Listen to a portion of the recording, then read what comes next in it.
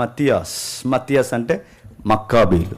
ఈ మక్కాబీల చరిత్రలోంచి మక్కాబీల గురించి మనకి ఎందుకంటే క్రొత్త నిబంధనలో పరిసయ్యులు అనే ఒక తెగ, వీని గురించి మనం ఆలోచించినప్పుడు వాళ్ళ క్యాలెండర్ ఒకటి ఉంది. ఒకసారి డిస్కషన్ చేసి మనం త్వర లోపలికి వెళ్దాం. చాలా విలువైన విషయాలు ఉన్నాయి మనకి. ఒకసారి సరిపోద్ది ఒకసారి ఆ క్యాలెండర్ పెట్టండి. మత్తియాస్ క్యాలెండర్ నేను పెట్టాను. ఇదే జూమ్ చేయండి ఒకసారి. మీరు జస్ట్ దాన్ని ఒక లుక్ వేయండి. ఈ క్యాలెండర్ చూడండి. ఇది మనం తయారు చేసుకున్నది కాదు, ఎప్పటికీ గూగుల్లో సోషల్ మీడియాలో అవైలబిలిటీ ఉన్న క్యాలెండర్ అది. మీరు చేత చూడండి. మత్తియాస్ వంశవృక్షం, ఫ్యామిలీ వంశవృక్షం అంటే దీన్ని ఏమంటారంటే బ్లడ్ రిలేషన్ క్యాలెండర్ అంటారు చూసారా. అంటే వాళ్ళ జన్యుపరంగా ఫ్యామిలీ పరంగా ఎలా వచ్చారో అది క్యాలెండర్ వేసి చూపించారు మనకి వంశవృక్షాన్ని. మత్తియాస్ ఇంకా వదిలేదు కొంచెం, మళ్ళీ ఇలా తిప్పాను కొంచెం. ఓకే రైట్, అది చూడండి. మత్తియాస్ ఎవరైతే ఉన్నారో మత్తియాస్కి పుట్టిన కొడుకు జోనతాన్, ఎలియజర్, జోడా నుంచి మక్కాబీలు అనే సౌండ్, ఆ తర్వాత సైమం, తర్వాత జాన్. అక్కడి నుంచి విడిపోయింది మనకు తెలుసు. జాన్, ఇర్కాస్నస్, అస్టేబిలస్, ఇంకా అలెగ్జాండ్రియస్, ఇలా విడిపోయిన తర్వాత కిందకి 1, 2 ఎలా అయితే ఉన్నాయో వీటిని కూర్చిన ప్రస్తావన ఎవరు రాశారంటే మనకి బయట, అంటే బైబిల్ బుక్స్ కాకుండా బయట మనకి ఫ్లేవియస్ జోసఫస్ రాసిన ది వారియర్ ఆఫ్ జ్యూస్ అనే బుక్లో ఖచ్చితంగా పేజీ నెంబర్ సహా రాసి ఇచ్చాడు మనకి. అందులో నుంచి మనం దీన్ని స్కాన్ చేసాం మనం. అంటే జోసఫస్ అంటే ఆయన మనకు తెలుసు యూదుల చరిత్రకారుడు, బయటోడు. ఆయన రాసిన వంశవృక్షంలోంచి ఇది మనం తీసుకున్నాం. అంటే ఇందులోంచి మనం ఎందుకు ఆలోచించాలంటే ఇప్పుడు జాగ్రత్తగా వేయండి. క్రొత్త నిబంధనలో సడన్గా కొన్ని రాజకీయ పార్టీలు అని క్షమించండి మత రాజకీయ పార్టీలు తెర మీదకి వస్తాయి. ఏ పార్టీలు? మత రాజకీయ పార్టీలు. ఆ మత రాజకీయ పార్టీల్లో ఒక పార్టీ అసీడియం అంటారు. అసీడియం అంటే దాని మీనింగ్ అర్థం ఏంటంటే దాని అర్థం ధర్మవంతులు అని అర్థం. ధర్మవంతులు అంటే ఎవరంటే వారినే పరిసయ్యులు అంటారు. బాగా వినాలి. ఈ వంశవృక్షంలోంచి 2 మత రాజకీయ పార్టీలు తెర మీదకి వస్తే ఈ మత రాజకీయ పార్టీలో ఒక పార్టీ పేరు అసీడియం. ఆ అసీడియం అనే పేరుకి అర్థం ఏంటంటే ధర్మవంతులు. ఆ ధర్మవంతుల్ని క్రొత్త నిబంధనలో పరిసయ్యులు అని పిలుస్తారు. అందుకే చూడండి, ప్రభు అయిన యేసుక్రీస్తు వారు కొండ మీద ప్రసంగం చెప్పినప్పుడు మీరు ధర్మము చేయనప్పుడు పబ్లిసిటీ చేసుకోకండి అంటారు. ఎందుకంటే ఈ ధర్మవంతులు, ధర్మవాదులు అంటే ఏదైతే హామ్స్ గివింగ్ ఉందో ఇతరులకి పంచి, ఆ పంచిన దాన్ని ఇతరులకి చెప్పుకునే దాన్ని ఈ ధర్మవంతులు ఏంటంటే మేము ఇది చేస్తున్నామని చెప్పుకోవడం ఇలా గొప్ప. ఎవరికి? అసీడియం రాజకీయ పార్టీకి. రాజకీయ పార్టీ ఎప్పుడు చేసిన పనులు చెప్పుకుంటేగా పార్టీకి భవిష్యత్తు ఉంటుంది.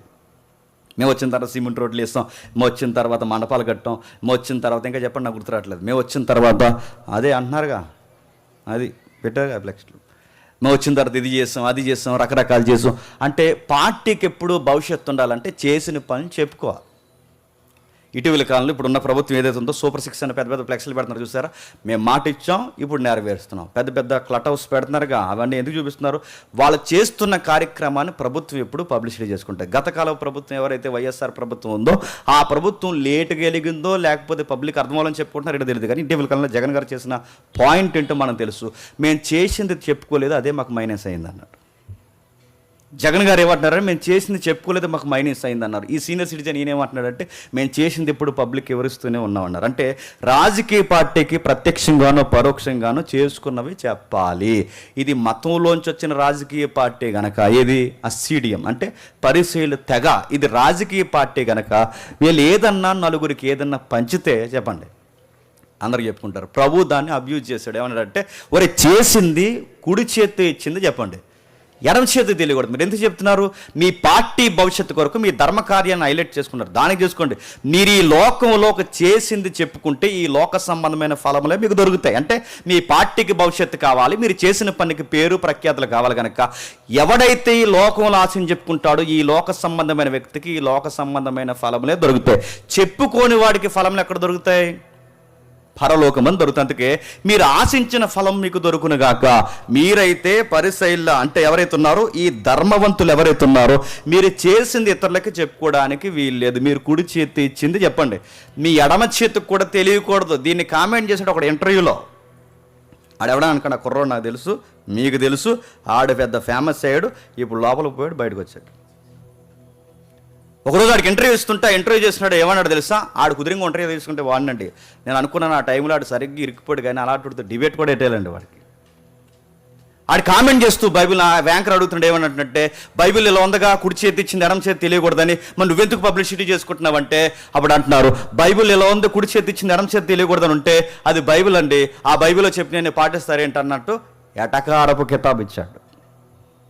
పైగా ఏమన్నా తెలుసా, అతగాడు ఏమంటే బైబిల్లో చేసినవి చెప్పారు కనుకగా మనం చూసాం, ఆ బైబిల్లో కూడా చెప్పుకోకపోతే ఈరోజు ఇలా చేశారని, యేసుప్రభు ఇలా చేసిన మనకెళ్ళ తెలుస్తుంది అన్నాడు. అప్పుడు నేను అనుకున్నాను, నువ్వు త్వరలోనే పోతావరా అనుకున్నాను. నేను పోయేవాడికి ఎప్పుడు ఆ నాశనానికి ముందట చెప్పండి, ఆ తర్వాతే పోయాడు.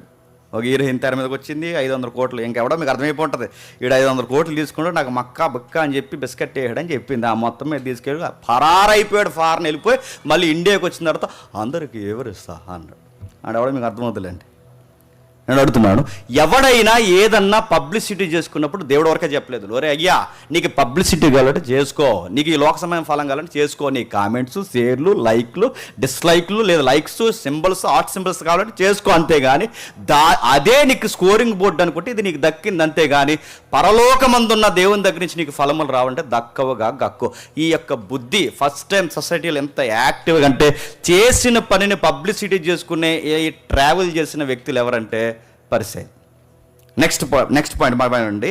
ఎవరైతే అసీడియం అనేవారు ధర్మవంతులు పరిసయ్యులు అయితే, రెండవ పార్టీ వీళ్ళని ఎవరంటే హెలెనిస్టులు అంటారు. వీళ్ళు హెలెనిస్టులు అంటే వీరి అసీడియం అనేవారు ధర్మవంతులు. హెలెనిస్టులు అంటే ఎవరు?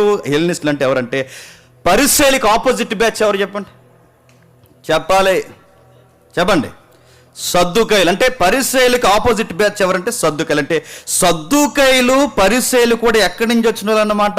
ఇందా క్యాలెండర్ చూసాం, ఆ వంశ వృక్షం చూసాం. మక్కాబీల నుంచి వచ్చిన 2 పార్టీలే ఆ రాజకీయ పార్టీల తెగలే చెప్పండి, పరిసయ్యులు, సద్దుకైలు. వాళ్ళేమో అసీడియం టీం అంటారు, వీళ్ళేమో హెలెనిస్టులు అంటారు.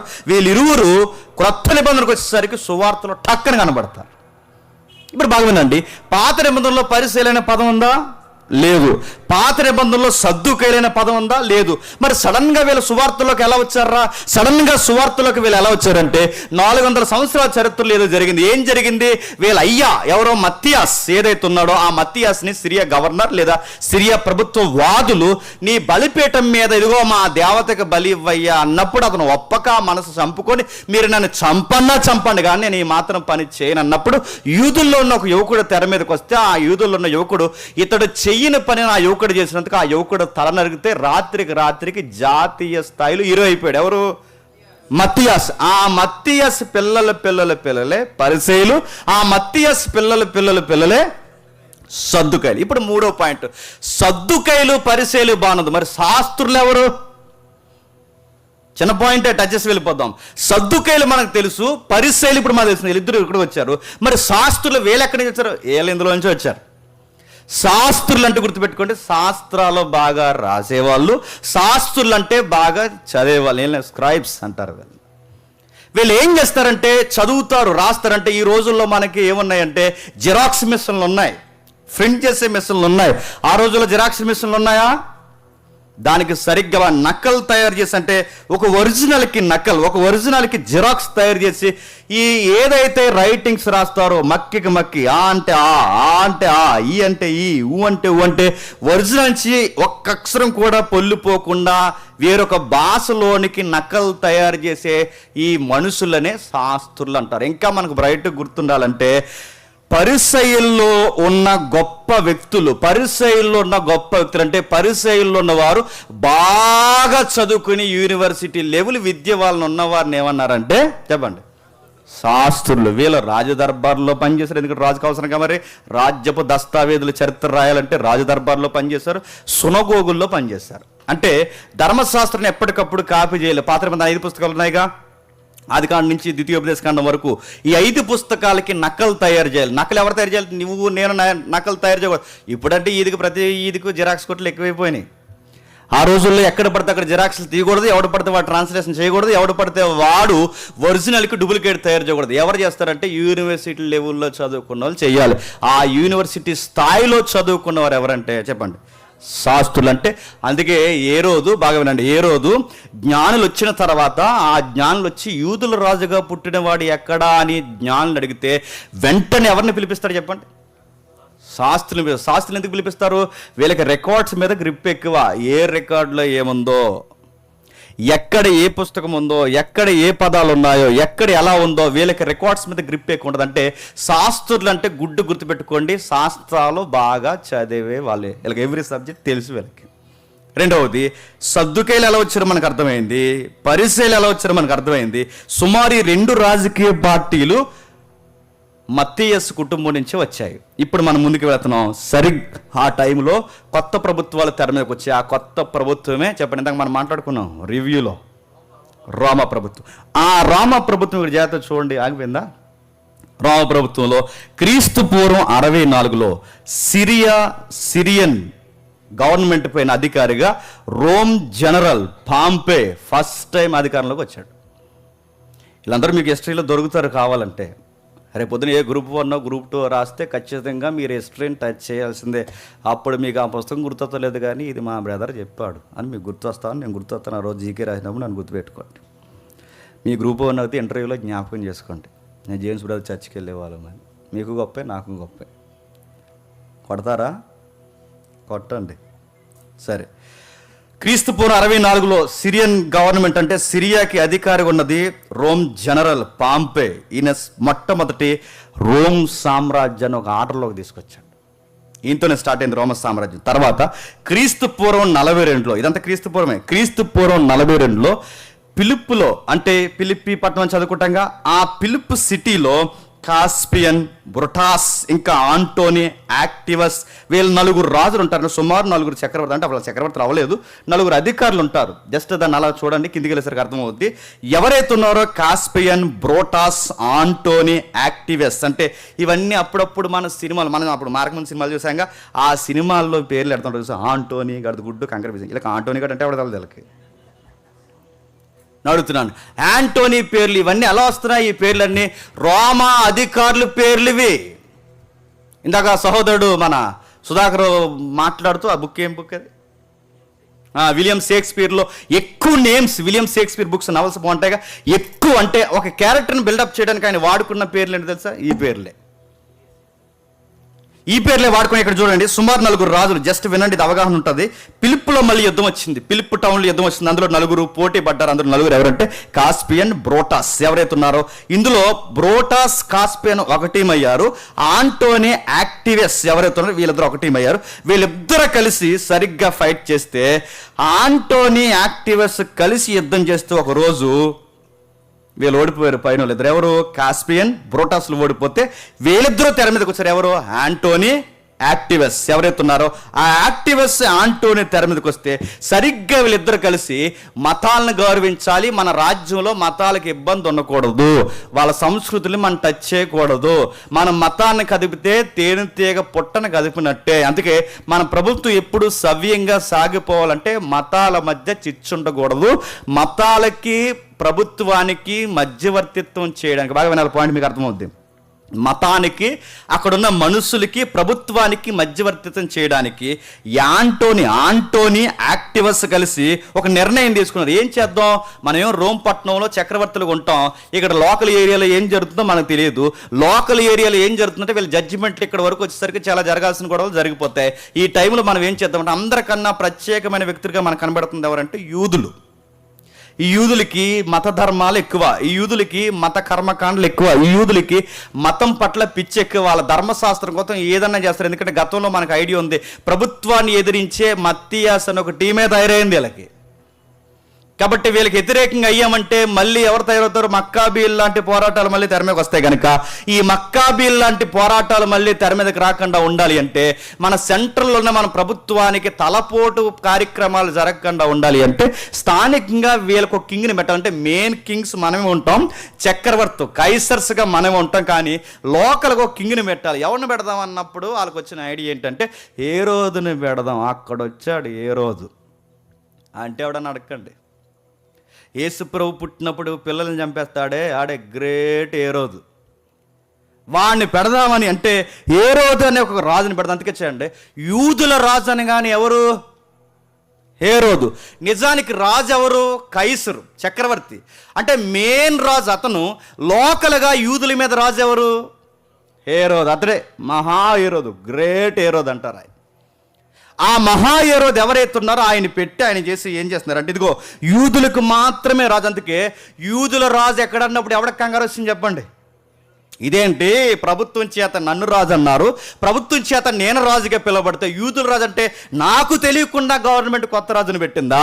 ఎవడైనా కొత్తగా పార్టీ పెట్టాడా? నేను కాకుండా రాజు ఎవడయ్యాడని వీడికి టెన్షన్ వచ్చింది. ఈడాడు అంటున్నాడు ఏంటంటే, పెద్దోళ్ళలో ఉన్నారు, మీకు అస్సలు కామన్ సెన్స్ లేదనుకోకండి. ఈడని ఎందుకు అంటున్నానంటే, ఈడి చేసిన పనులు అన్నీ కాదు. సొంత కొడుకులను చంపేశారు, కోడలను చంపేశారు, చివరికి అడ్డొస్తుందని ఎదుగుతున్న కొడుకులను చంపేయడానికి కూడా రెడీ అయిపోయాడు. గాడికి మరి ఏమనుకున్నాడు ఏంటి కానీ, సుమారు అతను ప్యాలెస్ ఇవ్వంచండి 4 పెళ్లి చేసుకున్నాడు. గ్రేట్ హేరోదు అంటే ఇందాక సుధాకర్ అంటున్నాడు, అందుకేనా గ్రేట్ అన్నారు అని. అదిగో ఆ ప్యాలెస్లో ఉన్నారు 4. ఆ 4 పెట్టాడు. ఆ పెట్టినప్పుడు బాగున్నాడు, హేరోదుని నియమించాడు. తర్వాత మనం టచ్ చేద్దాం. హేరోదుని నియమించి ఆ హేరోదుని పెట్టి సామ్రాజ్యానికి చక్రవర్తిగా కైసరు ఉంటే, కైసరు అంటే చక్రవర్తి గుర్తుంది కదా, కైసరు అంటే లాటిన్ కానీ గ్రీకులో కానీ కైసరు అంటే చక్రవర్తి. చక్రవర్తి పైన ఉంటే లోకలుగా కింగ్గా వ్యవహరించేది ఎవరంటే ఈ హేరోదు. ఈ హేరోదు వ్యవహరిస్తే మహా హేరోదు ఎప్పటి నుంచి ఎప్పటివరకు పరిపాలించాడు? జస్ట్ ఒక లుక్ వేయండి, మనకు మీటింగ్ ఉంది, త్వరగా వెళ్ళిపోదాం. క్రీస్తు పూర్వం 37 నుండి క్రీస్తు పూర్వం 4 వరకు మహా హేరోదు ఉన్నాడు. ఆ క్రీస్తు పూర్వం 4లో పుట్టిందే చెప్పాలి ప్రభు అయిన యేసుక్రీస్తు. సరిగ్గా అప్పటి వరకు ఈ వ్యక్తి పరిపాలిస్తాడు. అందుకే చూడండి, మీకు మత్తయి సువార్త కానీ సువార్త చదువుతున్నప్పుడు, అరే ఈ మహా హేరోదు ప్రభు అయిన యేసుక్రీస్తు వారు ఐగుప్తికి వెళ్ళొచ్చిన తర్వాత చచ్చిపోయాడు కదా. ఏ రోజు ఐగుప్తికి వెళ్ళొచ్చిన చచ్చిపోయాడు. మళ్ళీ సడన్గా యోహాను గారి దగ్గరికి వచ్చేసరికి ఏ రోజు మళ్ళీ మనకు కనబడుతుంది. ఇదేంటి ఆడు చచ్చిపోయాడు మళ్ళీ ఎలా వచ్చాడు? మీకు ఎప్పుడైనా డౌట్ వచ్చిందా? హేరోదు అంటే పేరు కాదు, హేరోదు అంటే వంశము, హేరోదు అంటే కేడరు, గుర్తుపెట్టుకోండి. హేరోదు అనేది అధికారపు సింబలు, వంశం పేరైతే వాళ్ళకి మళ్ళీ ప్రత్యేకించి పేర్లు ఉంటాయి. పిఎం పేరా, సీఎం పేరా, ఎమ్మెల్యే పేరా, కేడర్ అది. అలాగే హేరోదు అనేది పేరు కాదు, చెప్పండి, అధికారం, కేడర్ అన్నమాట. అంటే వాళ్ళకు కూడా ప్రత్యేకించి పేర్లు ఉంటాయి. ఈ మహా హేరోదు ఎవరైతే ఉన్నారో, ఈయన మహా హేరోదు తర్వాత ఏం జరిగిందంటే, సరిగ్గా క్రీస్తు పూర్వం 31లో, మీకు డేట్స్ గుర్తుపెట్టుకోకపోయినా మ్యాటర్ గుర్తుపెట్టుకోండి సరిపోద్ది. క్రీస్తు పూర్వం 31లో బ్యాటిల్ ఆఫ్ యాక్టివ్ అనే యుద్ధం జరిగింది. ఏదైతే బ్యాటిల్ ఆఫ్ యాక్టివ్ యుద్ధం జరిగిందో, యాంటోనీ యాక్టివస్ కలిసి పరిపాలిస్తున్నారు. అంతకుముందు ఆయన ఓడించారు కదా ఇద్దరిని. ఎవరిద్దరిని? కాస్పియన్ ఎవడైతే ఉన్నాడో బ్రోటాస్ను ఓడించారు వీళ్ళిద్దరు కలిసి చక్రవర్తులు అయ్యారు. చక్రవర్తులు అయిన తర్వాత మనం ఏ రోజుని పెడదామన్నారు.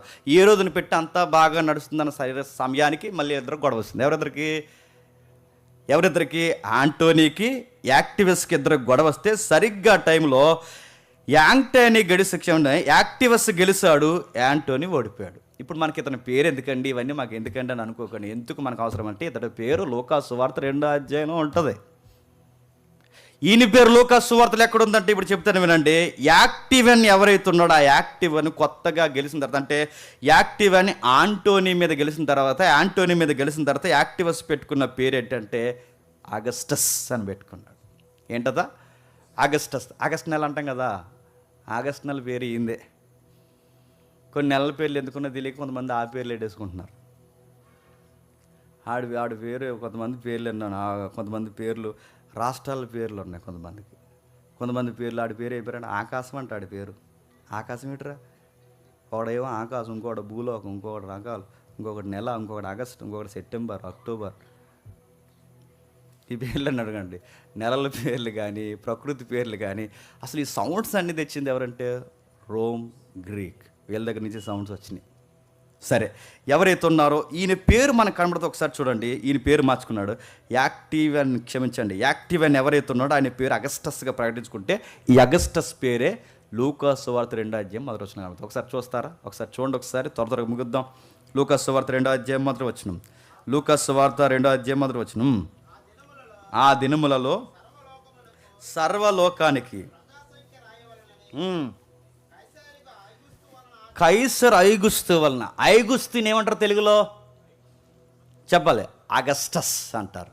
కైసర్ అంటే ఏంటి? చక్రవర్తి అయిన అగస్టస్ అని అర్థం. అంటే ఈ అగస్టస్ క్రీస్తు పోను 31లో రాజు అయ్యాడు అన్నమాట. అంటే ఆంటోనీ మహాయురోధు కలిసి తర్వాత వీళ్ళు ఏమన్నారంటే, అయ్యా ఇక మేము ఎదిరించే ఆలోచనలు మాకు ఏమీ లేవు, మేము ఏం చేస్తామంటే నీకు సపోర్ట్ చేస్తామని వాళ్ళిద్దరూ సహకారులుగా మారిపోతే మొట్టమొదటి రోమ్ చక్రవర్తి ఎవరంటే గుడ్డుగా గుర్తుపెట్టుకోండి.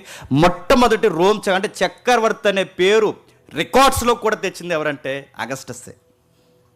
మొట్టమొదటి అగస్టస్ ఆయనే. తర్వాత జూలియస్ అంతకుముందు జూలియస్ ఉంటాడు, కానీ రికార్డెడ్గా వచ్చింది ఎవరంటే అగస్టస్ తెర మీదకి వస్తాడు. ఆ తర్వాత ఏమైందో మనకు తెలుసు. ఏ రోజు యొక్క కుటుంబం మనకు తెలుసు. ఏ రోజు ఒకసారి ఏ రోజు వంశవృక్షం వేయండి.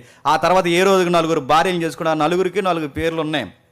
మరియమిన్, మాల్తాస్, మరియమిన్ II, క్లియోపాత్ర, ఈ 4 చేసుకుంటే ఈ 4కి రకరకాల పిల్లలు పుడితే ఆ 4 ఈ వంశవృక్షం మీరు అంతా వివరించలేదు, ఎందుకంటే టైం సరిపోదు మనకి. అదే వాళ్ళ వంశవృక్షం. ఈ మహాయరోధు ఎవరైతే ఉన్నాడో ఆ మహాయరోధుకి ఆ రెడ్లో ఉన్నాయి చూసారా, ఇదిగో బలేటర్ రెడ్, ఆ 4 భార్యలు అన్నమాట. డేంజర్ జోన్ అని ఆ నలుగురు పెట్టారు. ఆ 4 పుట్టిన తర్వాత గ్రీన్లో పిల్లలు పుట్టారు. ఆ పిల్లలు మళ్ళీ ఏ రోజులు అయ్యారు. ఈ 2లో కనబడుతుంది చూసారా, ఫిలిప్. అది క్షమించారు, రెండో నెంబర్లో బ్లాక్లో 2 హైలైట్ చేశారు కదా, 1 2 3, అదే గ్రీన్లో 2. హేరోదు ఫిలిప్. ఈ ఫిలిప్ అనగానే మీకు టక్కన సైట్ అవ్వాలి. ఈ హేరోదు ఫిలిప్ ఎవరంటే అక్కడి నుంచి ఒక కార్నర్ గుర్తుంది చూడండి, కార్నర్లో జాన్ ద బాప్టిస్ట్ కింద. ఈ జాన్ ద బాప్టిస్ట్కి ఒక బాణం గుర్తు వేసాడు చివరికి, ఇలాగ ఒక బాణం గుర్తు ఒక సంఖ్య వేసి దానికి ఒక రిబ్బన్ కట్టింగ్ ఇచ్చి అక్కడ వేసారు చూడండి. ఇక్కడ ఫిలిప్కి ఆ పైన ఆ రిబ్బన్ కట్టింగ్ నాకు కనబడలేదు. ఆయన పేరు ఏం పేరు? 6 అది. ఆయన పేరేంటి? ఏరోదు అంతిపస్. బాగుండే. అంతిపస్సు ఫిలిప్పు. బాగుండండి. అంతిపస్సు ఫిలిప్పు తల్లులు వేరు కానీ చెప్పండి, తండ్రి ఒక్కడే. తల్లులు వేరు, తండ్రి ఒక్కడే. అంటే ఇప్పుడు అంతిపస్సు ఫిలిప్పు ప్రత్యక్షంగానో పరోక్షంగానో అన్నదమ్ములు.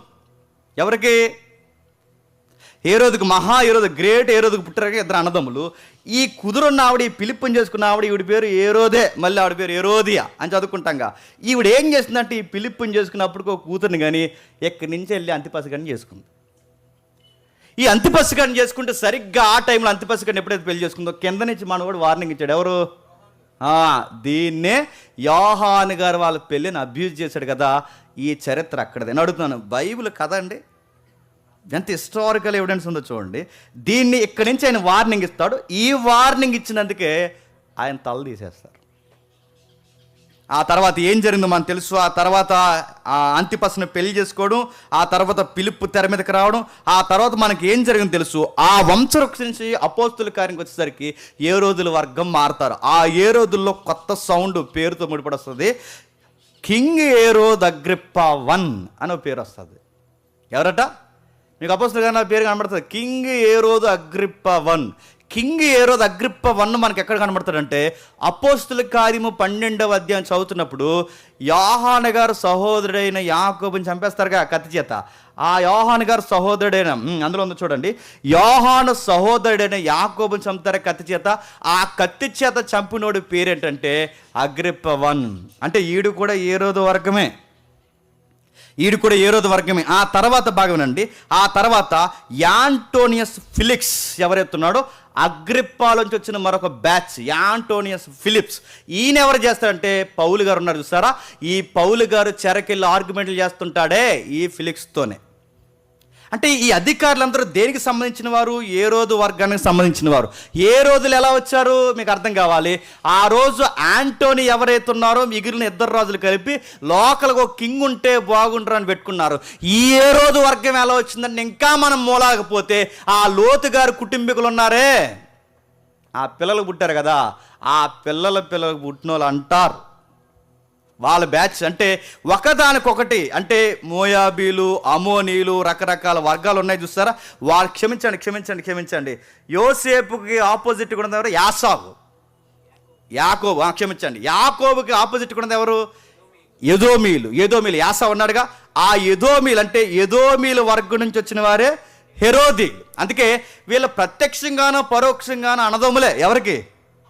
ఇశ్రాయేలుకి, యూదులకి. అందుకే ఎవరినో పెడితే ఈ కల్చర్ అర్థమవుద్దో లేదో కానీ కాస్తంత బీరకపీ సంబంధం ఉన్నవాడిని రాజు పెట్టారు అనమాట. అంటే ఎప్పుడు రాజకీయం ఏం చేస్తుందంటే లోకల్లోనే చెప్పండి లీడర్గా పెడతారు.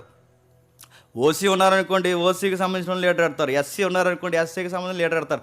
ఎస్సీలో ఉన్నవాడిని ఓసీని పెడితే ఉంచుతారా? ఓసీలో ఉన్నవాడిని దగ్గరికి తీసుకెళ్ళి ఎస్సీ వాడిని క్యాండిడేట్ పెడితే ఉంచుతారా? ఉంచరు. ఎందుకంటే అది పొలిటికల్, అంతే. ఆ మూమెంట్ ఎక్కడోని అక్కడ పెట్టాలి. అలా పెట్టారు. ఆ తర్వాత ఏం జరిగింది మనకు తెలుసు. ఆ తర్వాత వర్గాలు విడిపోయాయి. ఆ విడిపోయిన వారు పెద్దోళ్ళు అయ్యారు, వాళ్ళు అధికారులు అయ్యారు. అధికారులు అయిన తర్వాత అగ్రిప్ప 1 అపోస్తుల కార్యంలో పేతురుని అరెస్ట్ చేసి యాకోబుని కత్తి చేత చంపేశారు. ఆ కింద ఉన్న మరొకడు ఫిలిక్స్ ఎవడైతే ఉన్నాడో పౌలు గారితో చాలా ఇబ్బందులు కలిగించి పౌలు గారిని కూడా చంపే ప్రయత్నాలు, కేసులు ఇరికించారు. సరిగ్గా మహా హేరోదు చేసింది బాగానండి మంచి పని ఏమనంటే, వీళ్ళంతకు మళ్ళీ ముందుకెళ్తే ఈ మహా హేరోదు చేసిన మంచి పని ఏదన్నా ఉందంటే దేవాలయాన్ని విస్తరింపజేశాడు.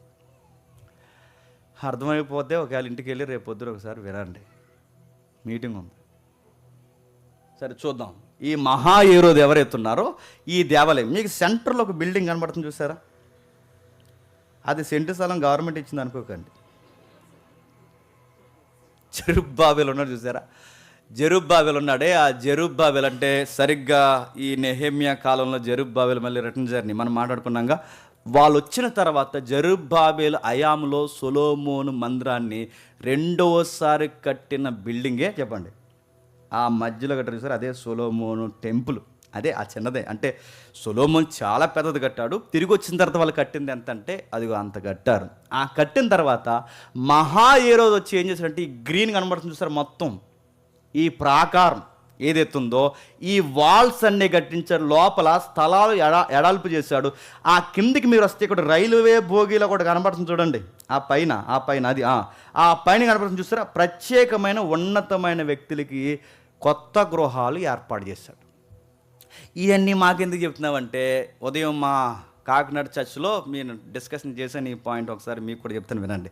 ఇవన్నీ మాకెందుకంటే వీటిని ఆనుకునే పెద్ద పెద్ద మోతుబర్లకి ఇల్లు కట్టుకోవడానికి పర్మిషన్ ఇచ్చాడు. అంటే దేవుడికి దగ్గరగా ఇల్లు కనుక్కోవడం అంటే ఆ రోజుల్లో సెంటు రేటు చాలా ఎక్కువ అనమాట. అక్కడ దేవాలయం దగ్గరకు ఉండాలంటే అలాంటి పెద్ద పెద్ద మోతుబర్లు అక్కడ ఇల్లులు కొనుక్కుంటే, ఆ మోతుబర్లో పెద్దవారిలో ఒకరే మార్కు సువార్త చదువుకుంటాం కదా, ఆ మార్కు సువార్త అమ్మగారు మరియా. ఆ మరియా హౌస్ ఎక్కడే ఉండదు అనమాట. ఎక్కడ? ఆ హేరోదు కట్టించాడు చూసారా, అక్కడే ఉండేది. అక్కడ ఉందనడానికి మనకి ఎవిడెన్స్ ఏముందంటే, ఎవిడెన్స్ ఉంది, డిస్కషన్ చేద్దాం. ఏ ఎవిడెన్స్ ఉందంటే, వీళ్ళు 120 మంది మేడగదిలోకి వెళ్తారు, మీకు తెలుసు కదా. ఆ మేడగదిలోకి వెళ్ళాక పెంతుకొస్తే దినాన్ని పరిశుద్ధాత్మ వాళ్ళ మీదకి వస్తాడు, మీకు తెలుసు కదా. వాళ్ళ మీదకి వచ్చినట్టే మేడగది బయటకు వచ్చి వాళ్ళు మాట్లాడుతుంటే సుమారు 20 లక్షల మంది వచ్చిన పబ్లిక్, పండగకు వచ్చిన వాళ్ళందరూ వింటారు. 20 లక్షల మంది మేడగది మీద నిలబడి మాట్లాడుతుంటే అందరూ చూస్తున్నారంటే, ఇప్పుడు సరిగ్గా టెంపుల్ దగ్గర ఏముండి ఉండాలన్నమాట. అది జాగ్రఫికల్ ఎవిడెన్స్. మీకు అర్థమవుతుంది కదా. అంటే వీళ్ళ ఇల్లు ఎక్కడో లేదు. ఎక్కడుంది చెప్పండి? మార్కు తల్లి మరి ఇల్లు ఎక్కడో లేదు. ఆ రోజుల్లో అంత పెద్ద ఇల్లు, ఆ ఇల్లు మీద మేడగది, ఆ మేడగది మీద ప్రేయర్ హౌస్, ఆ ప్రేయర్ హౌస్లో ప్రవచనాలు, ఆ ప్రవచనాలు చెప్తుంటే 20 లక్షల మంది చూడగలుగుతున్నారంటే పెద్ద ఇల్లే కట్టింది పెద్ద ఆవిడ.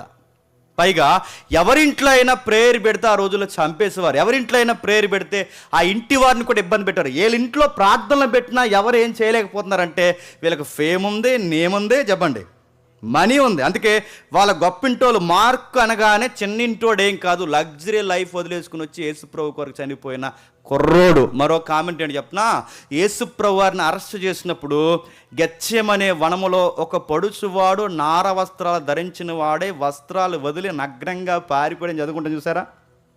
ఆ కుర్రోడు ఎవరు అనుకుంటున్నారు? మార్క్ అనే అంటారు. ఆయన అక్కడికి ఎందుకు వెళ్ళంటే, నార వస్త్రం అనగానే నైట్ డ్రెస్సులు ఎవడో పడతాడు వేసుకోడు, గుర్తుపెట్టుకోండి. నైట్ డ్రెస్సులు వేసుకునే బ్యాచ్ ఎవరో రిచ్ పీపుల్స్ వేసుకుంటారు. ఆ రోజుల్లో నార వస్త్రం వేసుకున్న కుర్రోడు ఎవరు? నార వస్త్రాలు వేసుకోరు ఎవరు? వీళ్ళు చేపల పట్టి వేసుకుంటారు.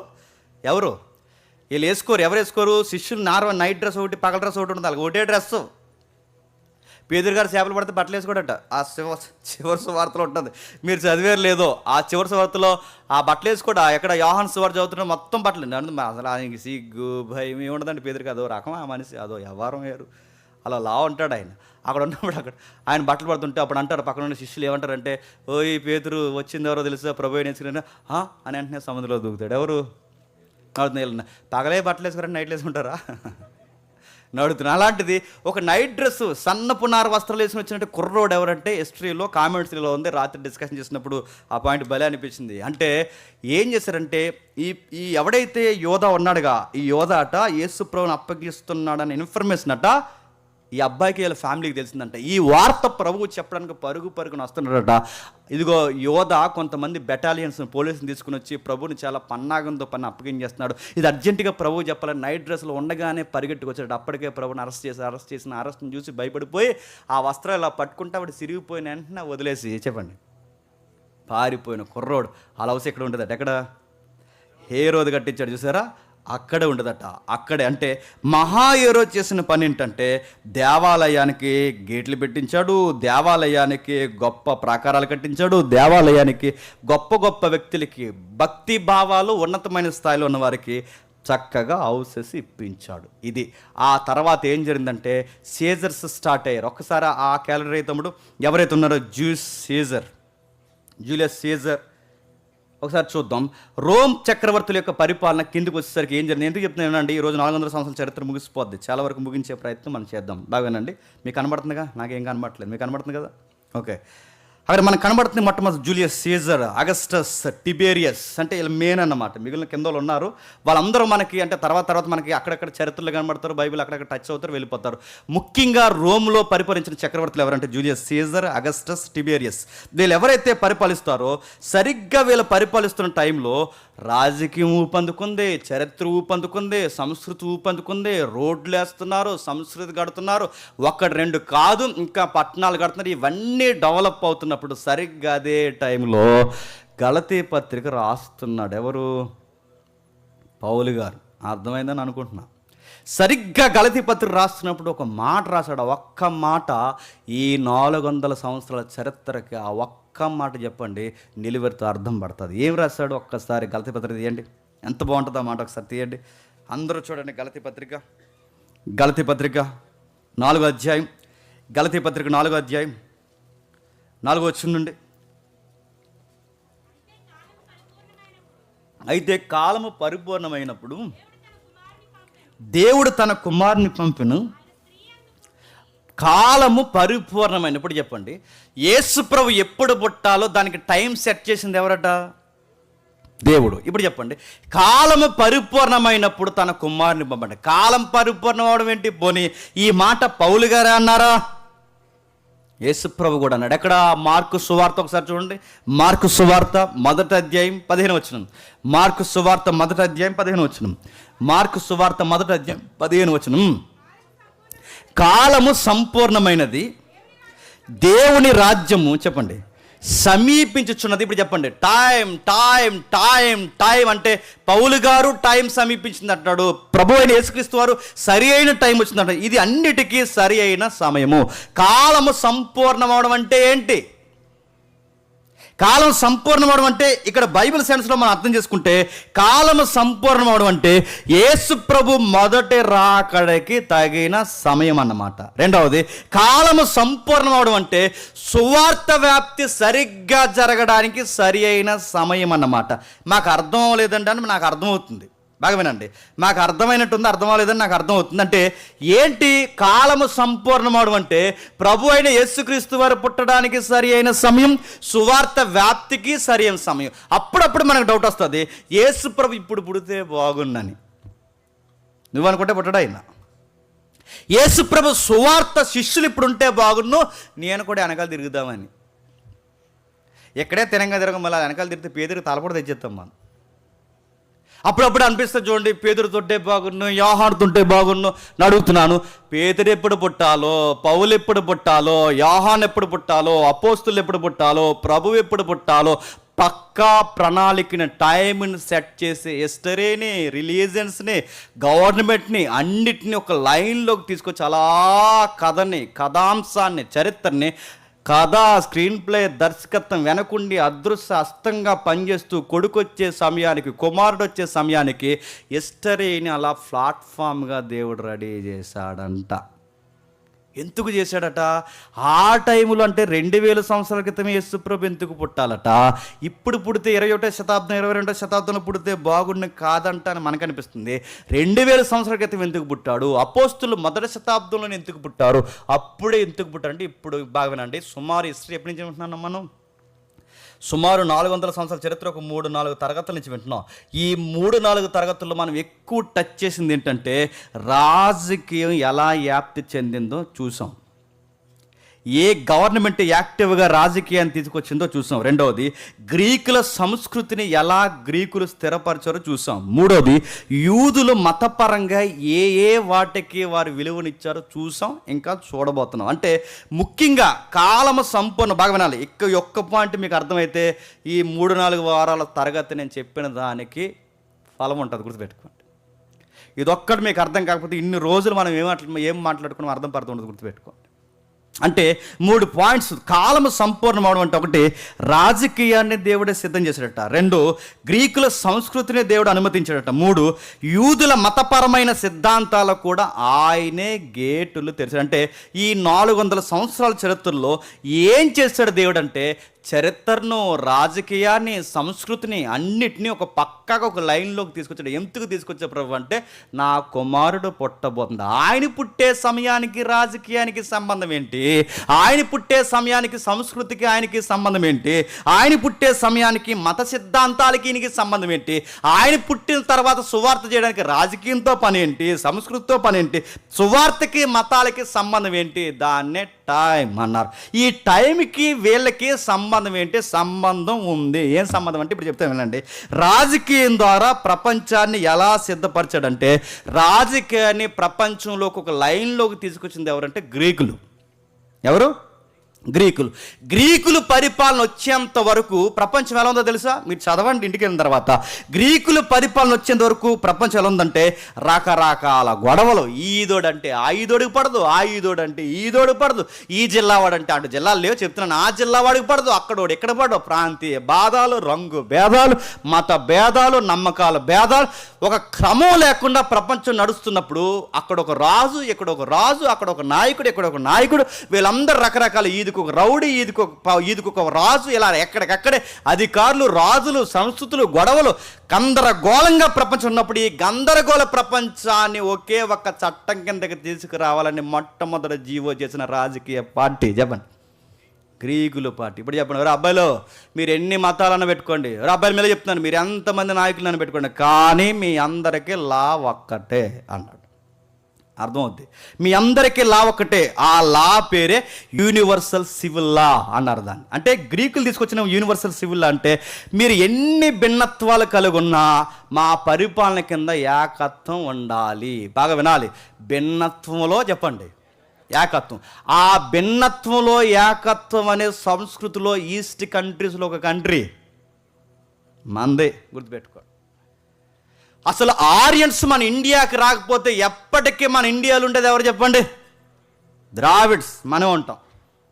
అంటే అటు ఆ జాతులు మిళితమైపోయాయి, ఇటు ఈ జాతులు మిళితమైపోయాయి, పర్షియన్స్ మిళితమైపోయారు, ఎక్కడికక్కడే మిళితమైపోయి భిన్నత్వాలు వచ్చాయి. భిన్నత్వంలో ఏకత్వం రావాలి అంటే నీ మతం ఏరవచ్చుగాక, నీ రంగు ఏరవచ్చుగాక, నీ రాష్ట్రం ఏరవచ్చుగాక, కానీ భావం ఒక్కటే ఉండాలంటే లా ఒక్కటి ఉండాలి. నీ రాష్ట్రానికోలా నా రాష్ట్రానికోలా కాదు, ఒకే ఒక చట్టం ఉండాలి. ఆ చట్టానికి అందరూ తలదించాలి. రాజ్యాంగాన్ని మొట్టమొదటి తెర మీద తెచ్చిన రాజకీయం ఎవరంటే చెప్పండి, గ్రీకుల రాజ్యం. ఇప్పుడు చెప్పండి, ఈ రాజకీయాన్ని ఎందుకు దీన్ని దేవుడు తెర మీద తీసుకొచ్చాడంటే బాగా వినాలి. అక్కడ వాడు ఎక్కడికి రావాలన్నా, ఎక్కడ వాడు అక్కడికి వెళ్ళాలన్నా లా ఒక్కటి ఉండాలి. ఒకప్పుడు ఆ లా లేకపోతే అక్కడోడు ఎక్కడికి రాకూడదు చెప్పండి, ఎక్కడ వాడు అక్కడికి వెళ్ళకూడదు. ఇప్పుడు కాలము సంపూర్ణమైనప్పుడు తమ కుమారుడు పుట్టాడన్న సంగతి అపోస్తులు చాటాలి. ఇప్పుడు అపోస్తులు వాళ్ళ సొంత భూభాగాలు వదిలి పక్క ల్యాండ్కి వెళ్ళాలి అంటే వీళ్ళకి అనుకూలమైన చట్టం ఏంటి చెప్పండి? యూనివర్సల్ సివిల్ లా. గుర్తుపెట్టుకోండి. అంటే పైకి చట్టం ఎందుకో జరుగుతున్నట్టు కనబడుతుంది, కానీ ఆ చట్టాన్ని దేవుడు ఎందుకు చేశాడంటే చెప్పండి, సువార్తకు అనుకూలంగా. ఇదే నిశ్శబ్ద కాలంలో దేవుడు రాజకీయంలో పనిచేయడం అంటే ఇదే, గుర్తుపెట్టుకోండి. చరిత్రలో ఆయన మౌనంగా లేడు, చరిత్రను రాశాడు, చరిత్ర నడిపించాడు. ఆ చట్టాలు సువార్తకు అనుకూలమయ్యాయి. గ్రీకులే పరిపాలించకపోతే ఒక సిస్టమ్ లేదు ప్రపంచానికి, ఉందా? ఈడు కొట్టుకుంటాడు, ఆడాడు కొట్టుకుంటాడు, ఈడాడు అక్కడికి వెళ్ళాడు, అక్కడోడు ఇక్కడ రాడు, ఇక్కడ వాడు అక్కడికి, అక్కడ వాడు ఇక్కడికి వెళ్ళి వాణిజ్యం అన్ని ఏరియాలకి జరగాలంటే, గ్రీకు వాడలు తర్సీస్ వాడలు ఇండియా వరకు వచ్చి వ్యాపారం చేసి పోవాలి అంటే, సంస్కృతి వర్ధిల్లాలి, వారి యొక్క ఫిలాసఫీ దీవింపబడాలి, అందరికీ మా ప్రభుత్వం కిందకి రావాలని ఒక చట్టాలు వాళ్ళకి తీసుకురావాలనే రాజులు హృదయాలు తిప్పింది ఎవరు చెప్పండి? దేవుడే. ఆ గ్రీకుల హృదయాలు తిప్పింది ఆయనే, ఆ సివిల్లా తీసుకొచ్చింది ఆయనే. ఎందుకు సివిల్లా తీసుకొచ్చావంటే, అందరూ ఒక్కటే, మీకు ఎన్ని మతాలు ఉన్నాయి, ఎన్ని నమ్మకాలు ఉన్నాయి, ఒక్కటే.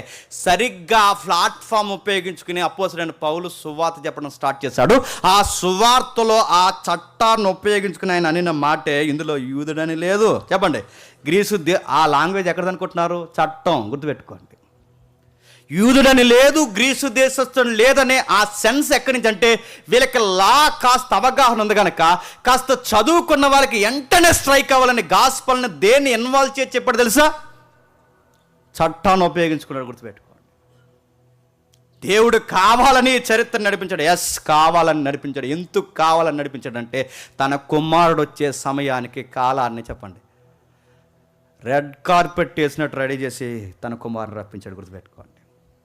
రెండవది యూనివర్సల్ సివిల్ లా తీసుకొచ్చాడు. అందులోనే ప్రతి వ్యక్తికి గౌరవం ఉంది, ప్రతి వ్యక్తికి ఫ్రీడమ్ ఉంది, ప్రతి వ్యక్తికి లిబర్టీ ఉంది, ప్రతి వ్యక్తి ఎక్కడైనా ఎక్కడైనా ఎక్కడికైనా వెళ్ళి ఏ పైన చేసుకోవచ్చు, వాడి మతాన్ని ప్రకటించుకోవచ్చు, వాడి భావ ప్రకటన చెప్పుకోవచ్చు అని మొట్టమొదటి భావ ప్రకటన మనకు ఆర్టికల్ 19 క్లాజ్ 1, కానీ ఆర్టికల్ 90 లేదు, క్లాజ్ 1 లేదు, ఏమీ లేనప్పుడే భావ ప్రకటన అనే దాన్ని మొట్టమొదటి తెర మీద తీసుకొచ్చింది ఎవరు తెలుసా?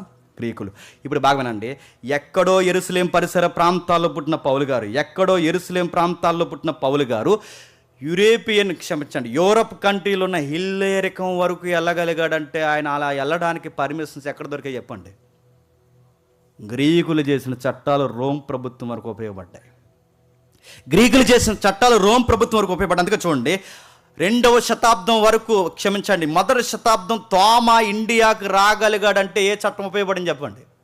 గ్రీకు చట్టం. అపోస్తులు భూ దిగంతాల వరకు తిరగగలిగాడంటే ఏ చట్టాలు చెప్పండి? గ్రీకు చట్టాలు. మళ్ళీ చెప్తున్నాను, ఇదే కాలంలో అపోస్తులు పుడితే అప్పుడు వెళ్ళినంత వేగంగా సువార్త వెళ్ళడానికి అవకాశం ఉందా? నువ్వు అరబ్ దేశాలకు వెళ్ళాలంటే పాస్పోర్ట్ ఉండాలి, నువ్వు అరబ్ దేశాలకు వెళ్ళాలంటే ఏసా ఉండాలి. అరబ్ దేశాలకు వెళ్ళి అటు నుంచి అటు నువ్వు ఇజ్రాయెల్ వెళ్ళిపోతానంటే ఇంక వెళ్ళినవారు, ఇంక అదే లాస్ట్ రోజు నీకు.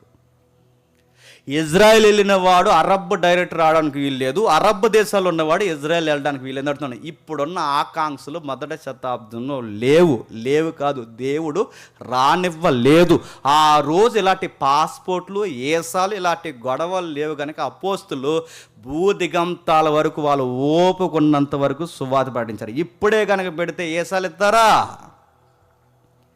ఇండియా వాడు పాకిస్తాన్ వెళ్ళడానికి వీల్లేదు, పాకిస్తాన్ ఇండియాకు రావడానికి వీల్లేదు, ఎన్ని గొడవలు. అరబ్బులు ఇజ్రాయెల్ వెళ్ళడానికి వీల్లేదు, ఇజ్రాయెల్ అరబ్ రావట్లేదు, ఆఫ్ఘనిస్తాన్ అమెరికా రావడానికి వీల్లేదు, ఆఫ్ఘనిస్తాన్ అమెరికా వెళ్ళడానికి వీల్లేదు. ఆ పక్కన 2 దేశాలు కొట్టుకుంటే రష్యా, ఉక్రెయిన్లో ఉన్నవాడు రష్యాలో ఉన్నవాడు ఉక్రెయిన్, ఎన్ని గొడవలు అడుగుతాను. ఇప్పుడు ఈ టైంలో అపోస్తులు పుడితే అపోస్తులకి పర్మిషన్స్ దొరుకుతాయా? ఇప్పుడు చెప్పండి, కాలము పరిపూర్ణమైనప్పుడు అన్న మాట చిన్న మాట ఏం కాదు. దేవుడికి తెలుసు రేపు భవిష్యత్తులో పాస్పోర్ట్లు, ఏసాలు, గొడవలు, కంట్రీలు, ఐక్యరాజ్య సమితులు ఎక్సెట్రా ఇవన్నీ భవిష్యత్తు జరిగిన దేవుడు తెలుసు కనుక అపోస్తులను ఇప్పుడు పుట్టించే కన్నా, చెప్పండి, అప్పుడు పుట్టడమే మెన్ననుకున్నాడు కనుక అప్పుడు పుట్టించాడు, చట్టాలు చేయించాడు, ఆ కాలము సంపూర్ణమైనప్పుడు వారిని పరిగెట్టించాడు. రెండవది, తర్వాత ఏం జరిగింది? రోమ్ ప్రభుత్వం వచ్చిన తర్వాత సంస్కృతికి పెద్దపీట వేశారు గ్రీకుల దగ్గర నుంచి. వాళ్ళు వచ్చిన తర్వాత రోమీలు బాగా ప్రపంచంలో డెవలప్ చేసింది ఏంటంటే, సిస్టమేటిక్గా లేని ప్రపంచానికి పీస్ అంటే ఏంటో పరిచయం చేశారు. గొడవ పెట్టుకోకండి, ఇక్కడ దొంగ డకైటీ తీసి లోపల పడేయండి. అందుకే చూడండి, బరబ్బని అరెస్ట్ చేశారు ఎవరు? రామ ప్రభుత్వమే. దారి దోపిడీగాలను అరెస్ట్ చేశారు ఎవరు అంటే ఖైదీలు, అరెస్టులు, సమాజానికి ఇబ్బందికరంగా ఉన్న వ్యక్తిని అరెస్ట్ చేయాలి, అశాంతి నెలకొల్పేవాడు ఎవడైనా, పార్టీలు పెట్టేవాడు ఎవడైనా సరే వాడు ఎంత ఎలాంటి తీసుకొచ్చి లోపల పడేసి వాడికి పనిష్మెంట్లు ఇవ్వాలి. ఇంకా క్రూరుడైతే వాడిని సిలివేసేయండి అని ఇలాంటి భయంకరమైన చట్టాలు తీసుకొచ్చి సామాన్య ప్రజలకు పీస్ అంటే ఏంటో చూపించిన ప్రభుత్వం ఎవరో తెలుసా? రోమా ప్రభుత్వం. రెండవది, పైగా ఒకప్పుడు ఈ ప్రభుత్వం రాకముందు ఎవడికి పడతాడు చంపేసుకునేవాడు. ఆడికి గొడవ వచ్చిందనుకోండి, ఈడీడు కొట్టుకుని ఈలో చచ్చిపోతారనమాట. నీకు నాకు గొడవ వచ్చిందనుకోండి, నువ్వు మంది నేసుకుని నా మీదకి వచ్చేస్తావు, నేను మంది నేసుకుని నీ మీదకి వచ్చాను, ఎవరికాడ కొట్టుకుని చచ్చిపోతారు. కానీ రోమ ప్రభుత్వం వచ్చిన తర్వాత ఎవడు ఎవడిని కొట్టడానికి వీల్లేదు, ఎవడు ఎవడిని చంపడానికి వీల్లేదు. మీకు క్లాసిక్ ఎగ్జాంపుల్ చెప్తానేనండి. యూదులందరూ అసూయ చేత రగిలిపోయిన యేసుప్రభుని చంపలేదు, చంపలేకపోయారు. ఎందుకంటే హత్య చేసే అధికారం సామాన్యులకి చెప్పండి లేదు, నేరమతి. ఒక వ్యక్తిని చంపాలంటే ప్రభుత్వమే చంపాలి. ఎలా పడతాలు చంపాలి? ఒకవేళ దొమ్మి కేసులో కొట్టిన తర్వాత విచారణ ఉంటుంది.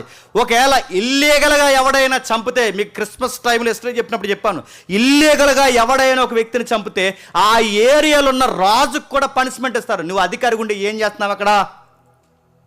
వాళ్ళు అన్ని పనులు చేస్తుంటే అక్కడ నీ కింద ఎంతమంది అమాయకులు చనిపోతుంటే నువ్వేం చేస్తావు? ఆ గలలీలో ఉన్నవారిని చంపేసినప్పుడు ఒక అధికారిని తీసేసరిగా హిస్టరీలో మనం మాట్లాడుకున్నాం. మాకు నేను క్లాసే గుర్తులేదు, ఆ హిస్టరీ ఏం గుర్తుంటుంది అంటారా?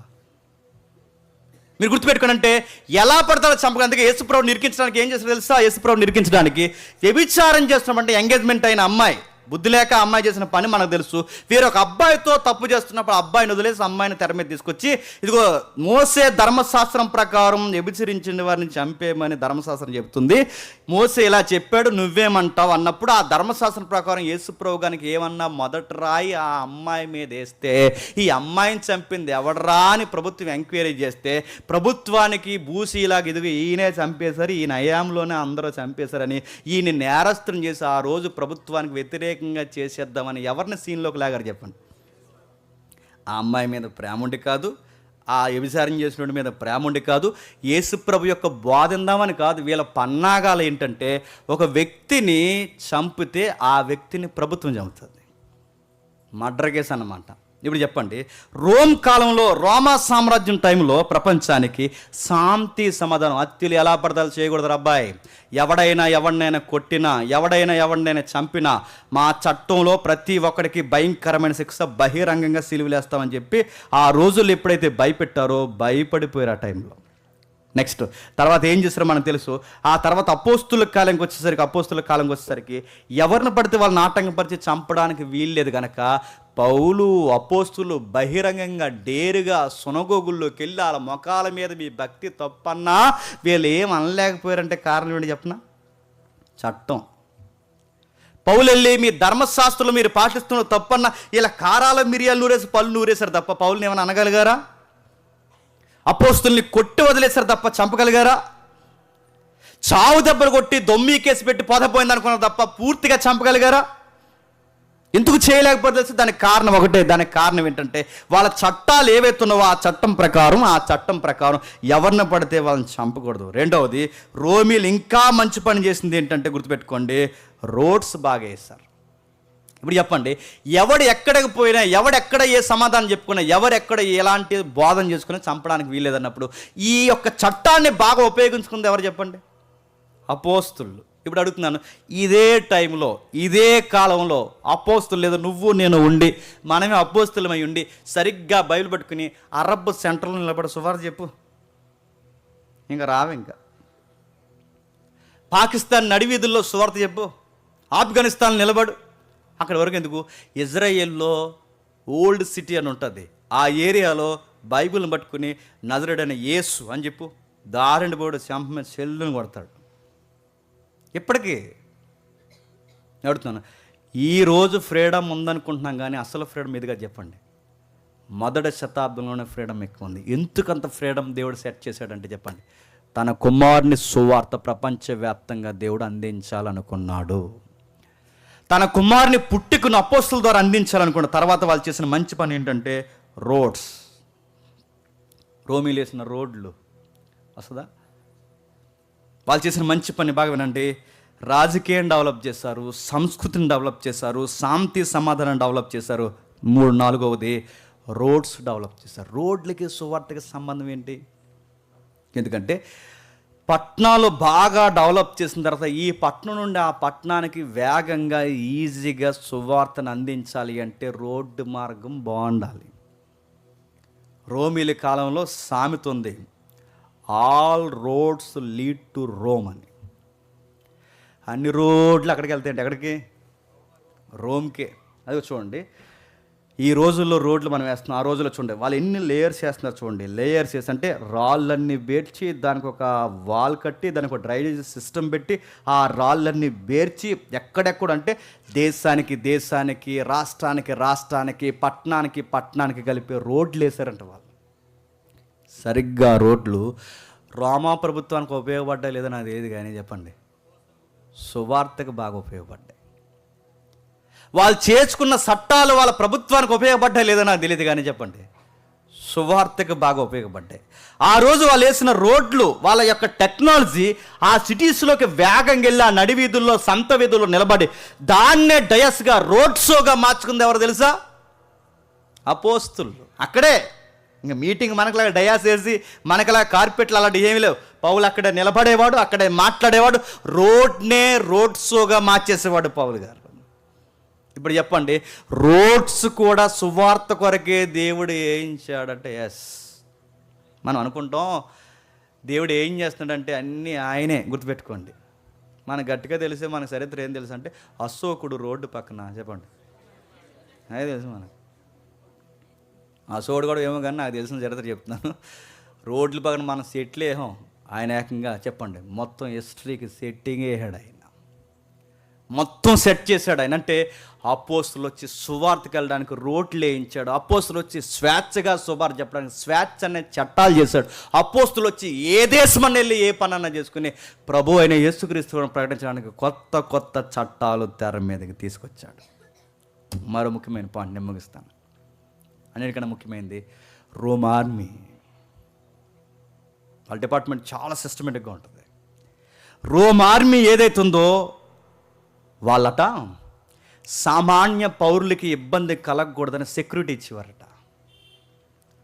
కొన్ని వేల మంది అలా పౌల మీద పగబెట్టేస్తే, కొన్ని వేల మంది పౌల మీద పగబెట్టి 25,000 మంది, సుమారు 30,000 మంది పౌల మీద పగబెట్టేస్తే పౌలు గారికి డయాస్ ఇచ్చి చిట్ట చివరిగా నీ సొంత ప్రజలతో ఏమన్నా మాట్లాడుకుంటావేమో మాట్లాడుక అంటే ఆ టైంలో కూడా ఈ పెద్ద మనిషి పౌలు ఏమన్నా తెలుసా? నా సహోదరులారా, ఎబ్రీలారా, మన తండ్రి అయిన అబ్రహాము ఏం చేశాడో మీకు గుర్తుందా? మన ప్రభు అయిన యేసుక్రీస్తు వారి యొక్క సంగతి మీకు తెలుసని అన్ని వేల మందికి భయం లేకుండా ఆ డయాస్ మీద సంఖ్యలు వేసుకుని చెప్పగలిగాడంటే అక్కడ పౌలు గారికి రాయి కూడా తగలకుండా సెక్యూరిటీ ఇచ్చింది ఎవరు చెప్పండి? Rome army. దేవుడు ఆర్మీని ఉపయోగించాడు, దేవుడు కల్చర్ను ఉపయోగించాడు, దేవుడు జీవులను ఉపయోగించాడు, దేవుడు రోడ్స్ను ఉపయోగించాడు. దేవుడు ఒక్కటి రెండు కాదు, ఏ విధంగా మీరు చూడండి, సముద్రం మీద ఆ రోజు ప్రయాణాలు చేస్తే సముద్రపు దొంగలు ఉండేవారు. సముద్రం మీద ప్రయాణం చేస్తే సముద్రపు దొంగలు ఉండేవారు. ఆ సముద్రపు దొంగల నుండి పౌలు గారిని రోమ్ పట్టణం వరకు తీసుకెళ్లాలంటే పౌలు గారికి సెక్యూరిటీ ఇచ్చింది ఎవరు చెప్పండి? Rome army. మీరు చూడండి, దేవుడు చట్టాన్ని ఉపయోగించాడు, పోలీసులను ఉపయోగించాడు, దేవుడు జీవస్ను ఉపయోగించాడు, దేవుడు కల్చర్ను ఉపయోగించాడు. దేవుడు ఒకటి రెండు కాదు, చివరికి కాలాన్ని సంపూర్ణం చేసి దేవుడు లాంగ్వేజ్ను కూడా ఉపయోగించాడు.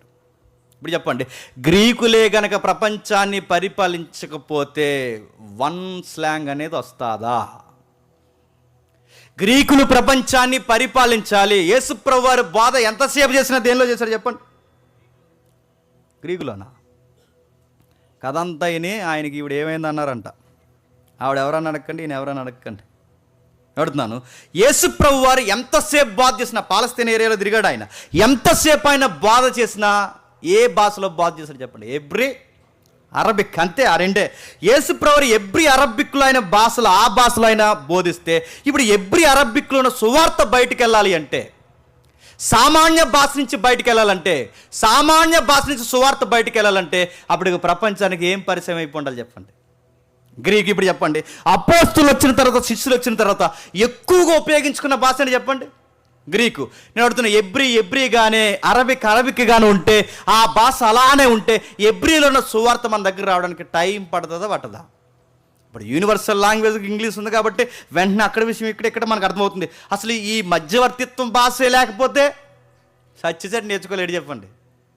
ఎబ్రీ నేను అడుగుతున్నాను, అన్నిటినీ కలిపి ఒక కామన్ లాంగ్వేజ్ కావాలి. ఆ లాంగ్వేజ్ చెప్పండి, గ్రీక్. ఇప్పుడు చెప్పండి, దేవుడు భాషను ఉపయోగించాడు, దేవుడు చట్టాన్ని ఉపయోగించాడు, దేవుడు అన్నిటికన్నా ముఖ్యంగా గ్రీకుల ఫిలాసఫీని కూడా ఉపయోగించాడు. ఫిలాసఫీ మీకు తెలుసుగా. ఫిలాసఫీ అంటే లాజిక్ అడిగారు, రియాలిటీ ఏంటని అడిగారు. గ్రీకులు వచ్చేంతవరకు ఫిలాసఫీ అడగ తెలియదు. ఫిలాసఫీ అంటే తెలుసు కదా, రియాలిటీ కావాలి, ప్రాక్టికల్గా కావాలి. అప్పటి వరకు మూఢనమ్మకాలు ఎక్కువ. వాన ఆడుతుందంటే వాన ఒక దేవత, సూర్యుడు వస్తుందంటే సూర్యుడు ఒక దేవత, అన్ని దేవతలే. భూమి ఒక దేవత, ఆకాశం ఒక దేవత, అన్నీ దేవతలే. కానీ గ్రీకులు వచ్చిన తర్వాత వాళ్ళ ఫిలాసఫీని, థియాలజీని డెవలప్ చేసి భూమి తిరుగుతున్న భూమి దేవత ఎలా అవుద్ది, ఇది రియాలిటీ. ఈస్తున్న గాలి దేవత ఎలా అవుద్ది, అదొక రియాలిటీ. నీరుని దేవతకి ఎలా కొలవాలి, దాన్ని విభజించాలి, ఇదొక రియాలిటీ. అంటే లాజిక్ అడిగి మూఢనమ్మకాలకి పుల్ స్టాప్ పెట్టిన వారు మెజారిటీ వ్యక్తులు ఎవరో తెలుసా? గ్రీకులు. అందుకే వారిని జ్ఞానులు అంటాడు బైబిల్లో. ఎవరు? జ్ఞానులు. అందుకే జ్ఞానులు, గ్రీకులు జ్ఞానం ఎదుగుతున్నారు, యూదులు చెప్పండి సూచక్రియలు అడుగుతున్నారు. కొరింథీ పత్రికలో అంటారు కదా, గ్రీకులు జ్ఞానం అడుగుతున్నారు, యూదులు సూచక్రియలు అడుగుతున్నారు. అంటే గ్రీకులు ఎప్పుడు ఏమి ఎదుగుతారు చెప్పండి? జ్ఞానం కావాలి, లాజిక్ కావాలి, రియాలిటీ కావాలి. వారు ఏది పడితే విషయాన్ని నమ్మరు, వాళ్ళ మూఢనమ్మకాలను నమ్మరు, వాళ్ళకి రియాలిటీతో వివరణ ఉండాలి. అలాంటి వివరణ గ్రీకులు కోరుకుంటారు కనుక గ్రీకులు ఫిలాసఫీని దేవుడు ఎందుకు అంగీకరించాడంటే మూఢనమ్మకాలకి చెక్ పెట్టించి, మూఢనమ్మకాలకి పుల్ స్టాప్ పెట్టించి, ప్రభు అయిన యేసుక్రీస్తు వచ్చే సమయానికి మూఢనమ్మకాలు తగ్గించి రియాలిటీ ఇదని చూపించడానికి దేవుడు దేన్ని ముందస్తుగా పరదేశాడు తెలుసా? ఫిలాసఫీ. గుర్తుపెట్టుకోండి, గ్రీకుల ఫిలాసఫీలో రియాలిటీ, లాజిక్ అంటే ఏంటో పబ్లిక్ అర్థమయ్యేలా గ్రీకుల ద్వారా వచ్చింది. ఇది లాజిక్. అందుకే సువార్త చెప్తున్నప్పుడు సువార్తకి ఎవిడెన్స్లు ఉన్నాయి, సువార్తకి గొప్ప ఆధారాలతో నిరూపణ అపోస్తులు చేశారు. ఇదంతా ఎందుకంటే ఫిలాసఫీని దేవుడు ఉపయోగించాడు, రోడ్స్ని దేవుడు ఉపయోగించాడు, చట్టాలను దేవుడు ఉపయోగించాడు, అధికారాలను దేవుడు ఉపయోగించాడు, చక్రవర్తిని దేవుడు ఉపయోగించాడు. ఇవన్నీ దేవుడు ఎందుకు ఉపయోగించాడంటే కాలము సంపూర్ణమైనప్పుడు చెప్పండి తన కుమారుని ఎలా లోనికి పంపించాడు. ఇన్ని టైం లైన్స్ దేవుడు సెట్ చేశాడు ప్రభు అయిన యేసుక్రీస్తు వారు పుట్టే సమయానికి. నేను చివరిగా ముగిస్తున్నాను. యూదుల మతాన్ని కూడా అనుకూలంగా మార్చాడు. యూదుల మతం అంటే యూదుల మతాల్లో ఎక్కువ వాళ్ళు కూడుకునేది మనం ప్రతి ఆదివారం ఇక్కడ కూడుకుంటున్నాం. యూదులందరూ ఒక దిక్కును కూడుకుంటారు, దాని పేరు సునగోగు. ఏంటది? సునగోగు. ఈ సునగోగులో వాళ్ళు చెప్పిన మంచి సిద్ధాంతాలు తెర మీదకి వచ్చాయి. అప్పటి వరకు దేవుళ్ళ సంస్కృతి. సునగోగులో దేవుళ్ళు ఉండరు, దేవుడు ఒక్కడన్న బోధ సునగోగులో దేవుడు వాళ్ళ ద్వారానే బోధించడం స్టార్ట్ చేశాడు. వాళ్ళకి తెలిసినా తెలియకపోయినా పాత నిబంధన చదివిన తర్వాత వాళ్ళకి మెస్సయ్య వస్తాడని ఎదురు చూస్తారు. అందుకే చూడండి, అపోస్తులు సువార్త బాగా ఉపయోగించడానికి వాళ్ళు ఉపయోగించుకున్న ప్రాంతాలు ఏంటో తెలుసా? సునగోగులే. పౌలు బాగా ప్రతి శ్రాంతి దినం సువార్త చెప్పడానికి ఉపయోగించుకున్న డయాస్లు ఏంటి చెప్పండి? సునగోగులే. సమాజ మందిరం అంటారు దాన్ని. పౌలు సమాజ మందిరానికి 3 శ్రాంతి దినాన్ని వెళ్ళని చదువుతంగా అదే ఇది. ఇప్పుడు చెప్పండి, సునగోగులను ఉపయోగించుకున్నాడు, రకరకాల సునగోగులను ఎందుకు ఉపయోగించుకున్నాడు అంటే గుర్తుపెట్టుకోండి, ఒక్కడే దేవుడు అని తెలియాలి, రెండవది మెస్సయ్య వస్త్రాన్ని తెలియాలి. ఈ పాయింట్స్ యూదులకే కాదు అన్యులకు కూడా తెలియదు. మరి సునగోగుల్లోకి అన్యులు రానివరుగా అంటే ఇది సునగోగు అనుకోండి, ఇది సమాజ మందిరం, కూడుకునే సమాజ మందిరం అనుకోండి, దీనిలోకి రానివ్వరు. అన్యులు ఎక్కడ ఉంటారంటే ఆవరణం బయట ఉంది చూసారా, అక్కడ ఉంటారు.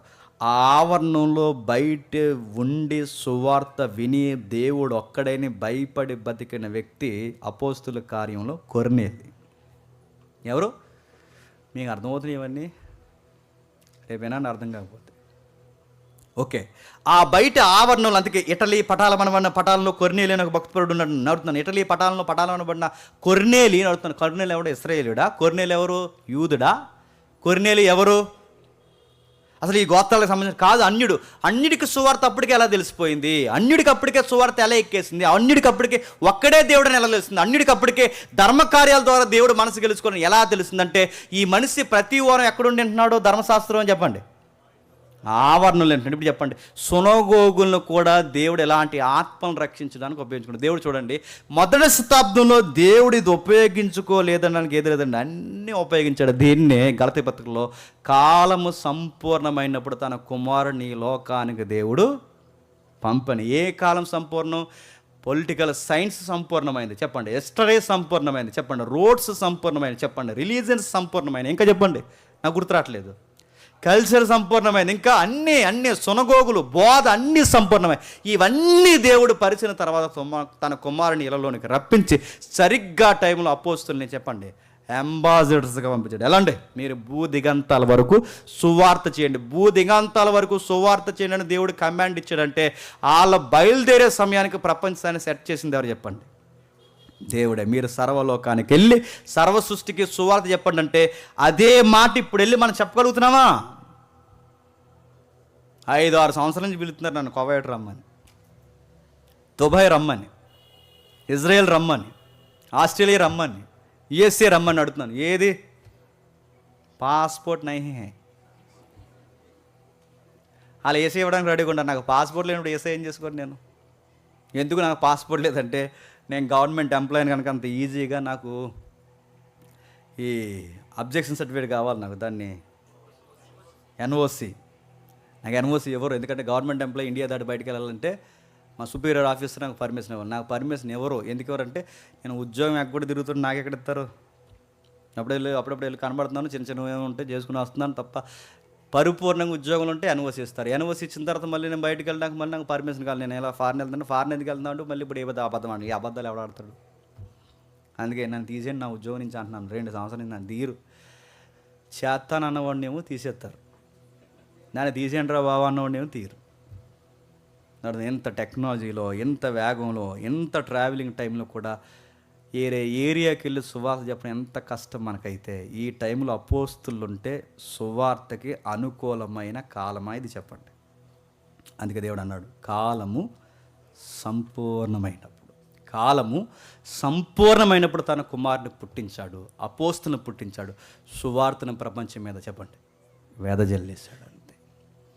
ఆ రోజు ఆ టైంకి వాళ్ళు సువార్త తీయగలిగారు కనుకే ఇండియాకట మొదటి శతాబ్దంలోనే సువార్త, అంటే ఇండియాకు సువార్త వచ్చిన వయసు ఎంత తెలుసా?